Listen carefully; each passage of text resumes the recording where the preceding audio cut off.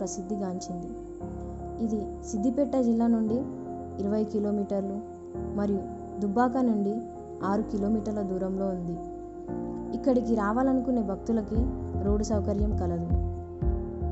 ఇక్కడ ఎల్లమ్మ హుస్నాబాద్ నుండి గడ్డివాముపై వచ్చి పాము పుట్టలో విగ్రహంగా వెలిసిందని ఇక్కడి ప్రజలు చెబుతున్నారు. భారతదేశంలోని పలు ప్రాంతాల నుండి శ్రీ రేణుకా ఎల్లమ్మ దేవిని దర్శించుకోవడానికి ఇక్కడికి వస్తారు. ఇక్కడ ఎల్లమ్మ మహాకాల స్వరూపిణి అని, కోరిన కోరికలు తీర్చే మహిమాన్విత ఆలయమని ఇక్కడికి వచ్చే ప్రజల నమ్మకం. ఇక్కడికి మంగళ, గురు, ఆదివారాల్లో లక్షలాది మంది భక్తులు వచ్చి శ్రీ రేణుకా ఎల్లమ్మ దేవికి బోనాలు సమర్పించుకుంటారు.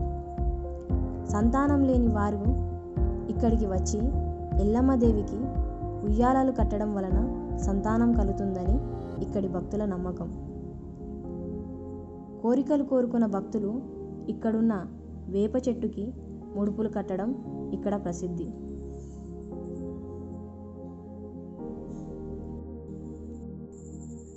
ఇక్కడ బైండ్లవారు పుట్ట దగ్గరికి వెళ్ళి పుట్ట బంగారం తీసుకువచ్చి ఎల్లమ్మకు పసుపు, కుంకుమ రంగులతో పట్నాలు వేసి శివశక్తులపైకి శ్రీ రేణుకా ఎల్లమ్మ దేవిని ఆహ్వానించి పట్నాలను తొక్కించి వారి కష్టాలను ఎల్లమ్మకు చెప్పుకుంటారు.